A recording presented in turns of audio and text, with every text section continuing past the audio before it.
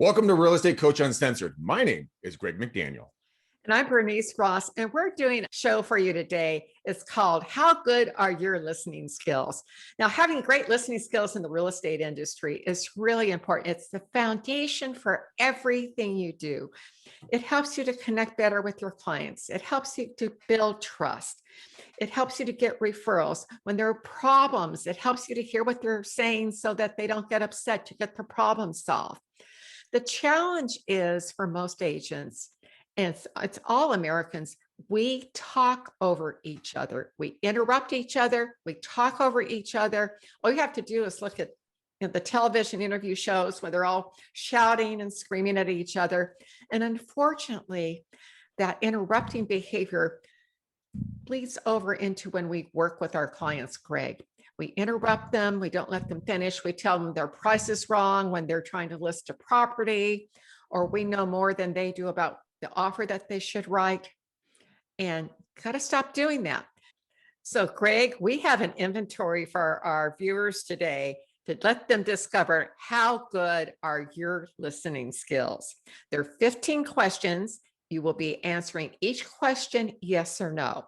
And what we want you to do is to think back to your last listing appointment or your last buyer interview. You can use either one, doesn't make any difference. But now what you want to do is apply what happened during that interview. So we're asking you, on your last listing presentation or buyer interview, did you do each of the following? Let's begin with question number 1. On your last client meeting, did you build connection and rapport by inquiring about your client's lifestyle and what matters most to them?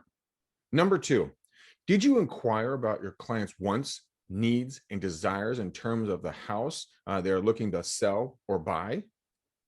Number 3, did you spend more time asking questions than talking about your services, the facts about the market, and why the client should work with you? Number 4, did you allow your clients to talk much more than you did?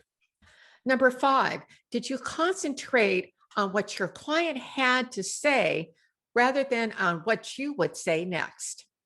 Number 6, did you avoid interrupting your clients when he or she was speaking? Number 7, did you take notes on what your client had to say? Number 8, did you ask follow-up questions to clarify what your client said? Number 9, did you make sure that your client understood what you were saying by, is this clear? Or does that make sense to you? Number 10, did you maintain eye contact? Number 11, did you avoid a me focus where you talked about yourself, your accomplishments, and other statements, as opposed to focusing on the client instead? Number 12, did you avoid using jargon such as CMA, PMI, DOM, prelim, etc.? Number 13, did you refrain from criticizing the seller, the seller's property, other agents, or making any other type of negative comments? Number 14, did you answer your client's questions truthfully and directly?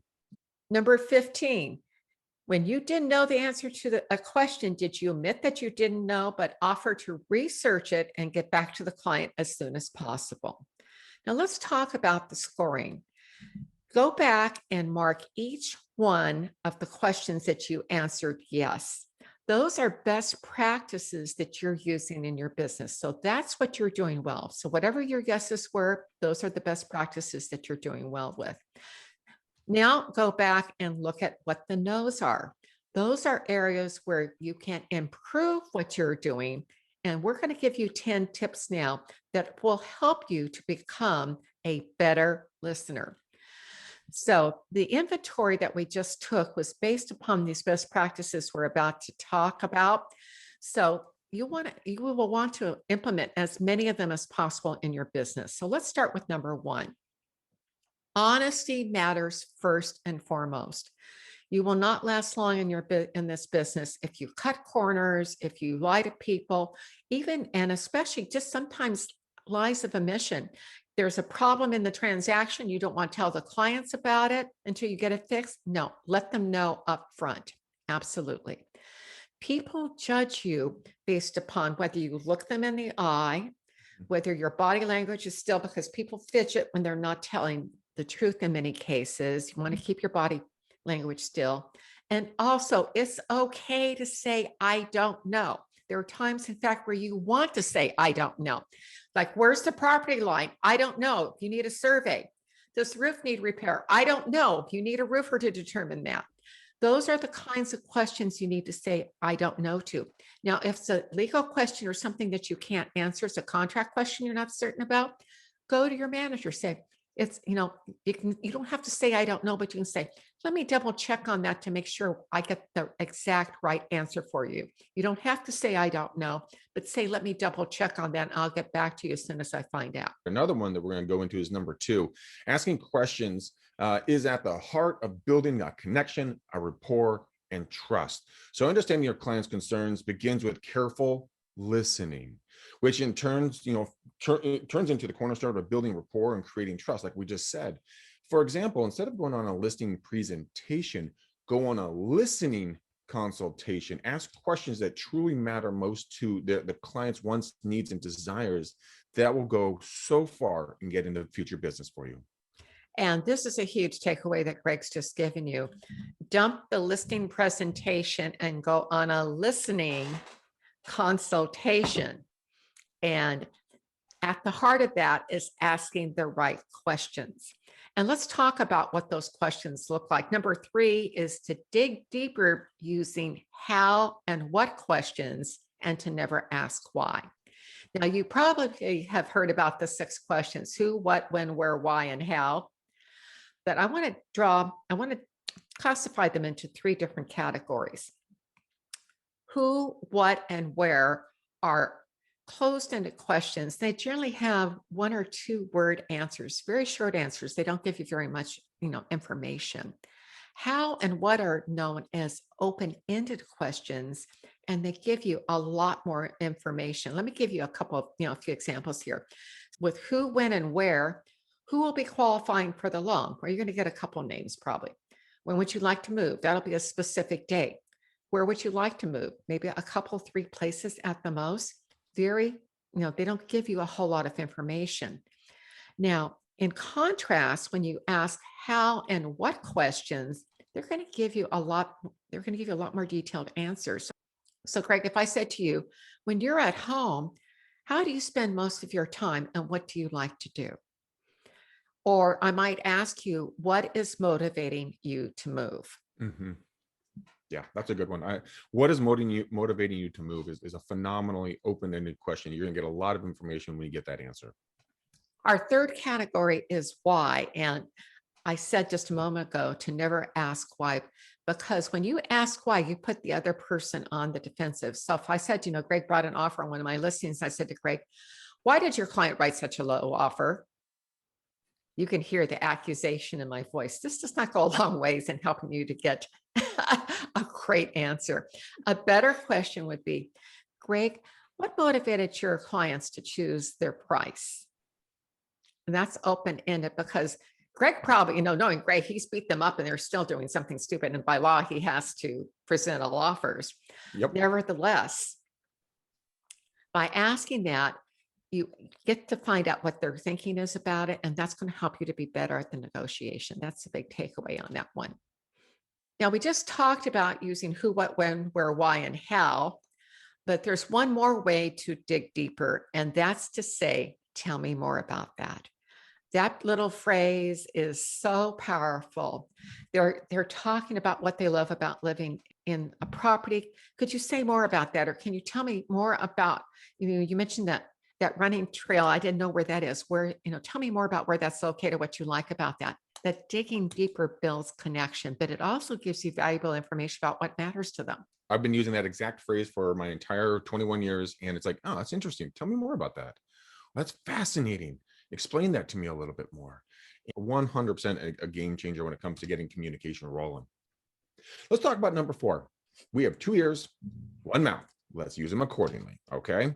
The fun thing is, ideally, your client should be speaking at least 2/3 of the time. In fact, if you're asking great questions, your client should be probably talking about 90% of the time. Now, why is that important?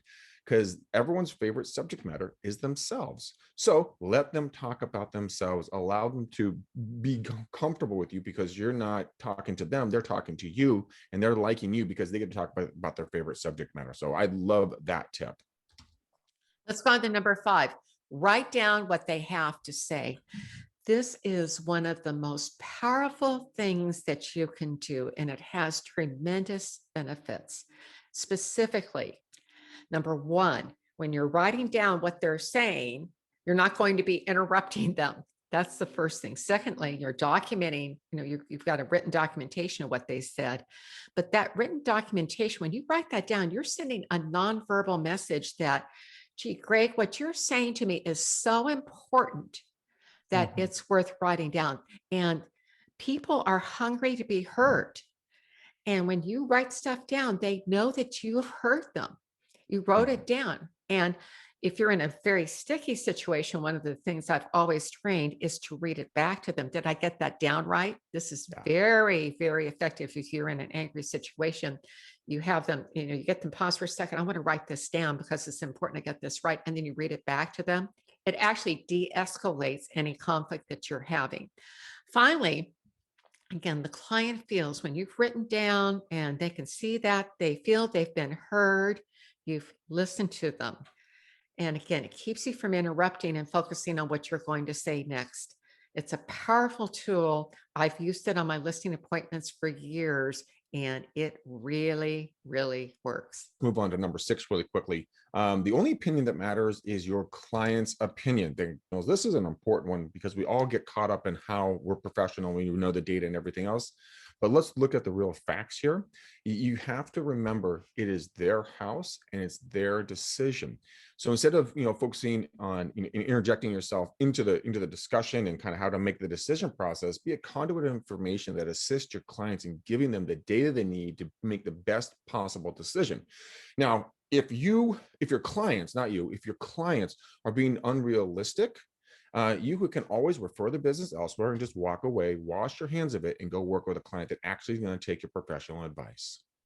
Greg, that's such fantastic advice, because if you know that they're asking you something that's not in alignment, walk away from it. If Yes. they are going to have you sitting on, they're overpriced and they're so far over the market, we'll never catch them and they're not coming down, be the second or third person who gets the listing. You've got better places to spend your time. And once you learn that lesson, and Greg and I have both learned that one the hard way, you won't, again, refer these people to someone else, let them deal with them. And if they get lucky, you get a 25% referral fee. That's a win-win in my book. Easiest money on God's green earth, right there.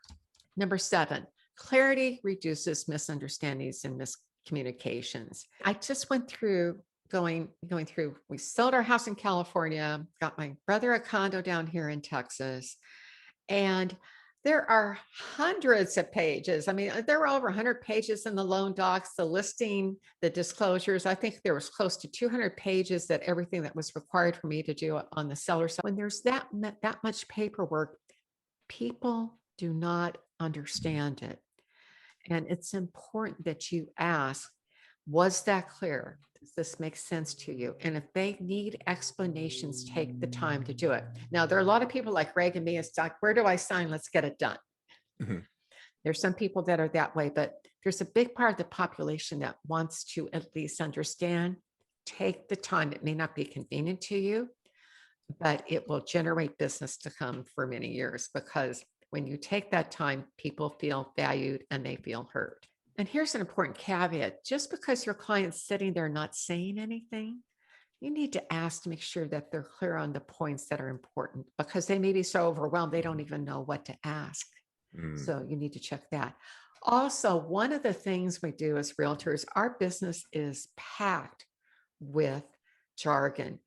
CMAs, DOM, MLS, PMI. We've got specialized terms as trust deed versus grant deed. We've got the alphabet soup of designations, GRI, ABR, CCIM.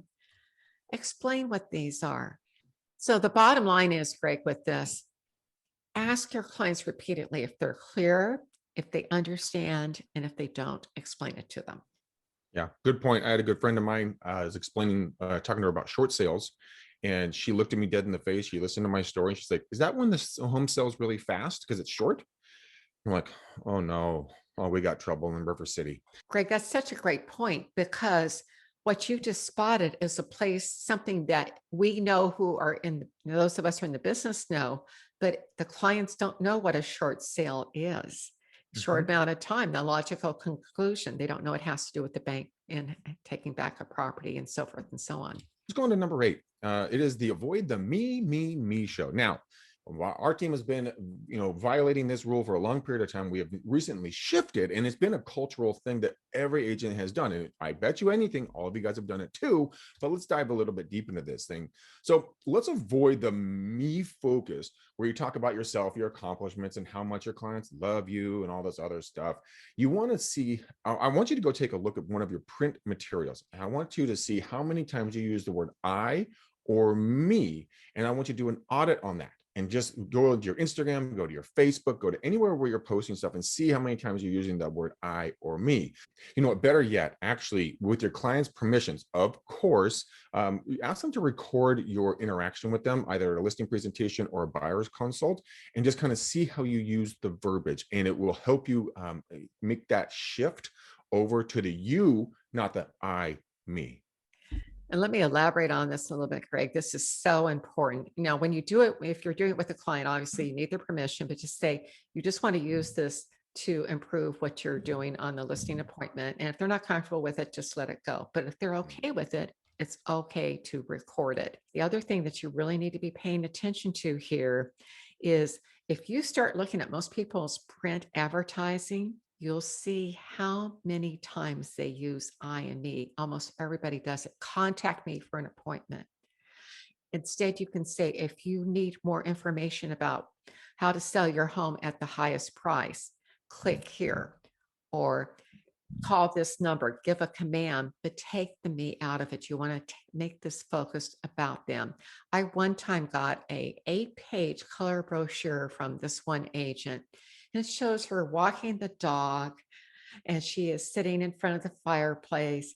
And this is supposed to be, and it was all these things. The whole thing was the biggest me show I've ever seen. And she spent up, those things were probably $25-$30 a brochure. And that's somehow, that's a strategy from the 1990s that needs to stay back in the 20th century. It's not 21st century. Yeah, it is. I remember my dad used to do the same thing. Like, I did X millions of dollars, or I did X amount of homes, or something like that. It's like, that's great. I mean, you're bragging, that's okay. But I mean, it's not benefiting the client. It's like, how can I best serve you and your family? What are your wants, needs, and desires? What's your timeline? Is it money or time? What's the most important to you? It just gets them talking. So I agree 1,000%. Let's go on to number 9. This is something that a lot of us were told to do when we were kids, and it still applies. If you can't say something nice, don't say anything. Silence is golden. Greg and I like to say, shut up and sell. Again, if you can't say something nice, zip your lips, don't say anything. Never criticize another agent. It will get back to them, and they may be the gatekeeper for the perfect listing for that couple that you've shown 50 houses to. And they've Yeah. and they remember that you said something nasty about them. And you say anything that is critical, again, it will get back to them, and it just makes it harder for you to negotiate. And this includes appraisers, it includes service providers, contractors, inspectors. I know we like to badmouth them. And a lot of agents use the terms bottom feeder. They use these other terms that are negative. Let's avoid using those, because what they do is they make it harder for you to negotiate. In fact, one of the things I did for many years, when someone would walk into my open house and say, well, we're working with so-and-so from a competitor, and if I know that agent's a really good agent, I would say so. She's got a great reputation in the industry. It's really funny when you walk into, when they bring an offer later, and the agent says, thank you for the nice words you said about me to my clients. You know how Mm-hmm. far that goes? A long way. you know what I've done in the past, if I say, again, I don't say anything negative about anybody. That's one of my life rules. I just say, if I don't like the other agent or I know how they practice, I'll just say, you know what, I'm really happy you found someone that works for you. And then I move on. And if I do know them, and then I also add in there, you know what, I'm really glad you found someone that works well for you and your family. You know what, tell them the McDaniel Callahan team says hello, okay? And hopefully we'll be able to do some business. And we just move on from there. Super simple, but you can go, everyone's gonna have an opinion. You can go shake your head and like bash it into a wall later, but I mean, it's okay. You know, they're making business, they're making choices. Not all money is good money. So Yeah, you don't bash them in the office because it does get no, around. it does, and it will. Never do that. It's a very good way to have a very short career. All right, let's round this out. Now we got number 10 here. The rule to live by is wait. Why am I talking? One of the questions that you're really going to want to get into when you're at a listing appointment or conducting a buyer's interview or negotiating or some other aspect when you're doing the business, you just want to ask that question to yourself. Wait, why am I talking? And then just shush. You know, the bottom line is that every time you're talking, you're not listening and hearing your client. The number one best negotiating tip in personal and professional life is silence. If you have to sit there and I do this all the time in my personal life, and I sit there and I'm in a discussion with somebody and I don't have anything nice to say, or, you know, I kind of wonder like, what am I going to say? Or why am I talking? I just clam up and I just wait for it to pass. I will guarantee my left baby pinky that they will talk first, because people hate silence, and allow them to start talking themselves into where you want them to go, or let them work through the problem that will happen. So, Craig, what a great way to end. Wait, why am I talking? Because when you're talking again, you're not hearing them. Effective listening begins with silence on your part, and then be sure to write down what they're saying. Again, huge. Those two simple things will go so far in helping you to be a more effective listener. Thanks for joining us today, and we'll see you next time.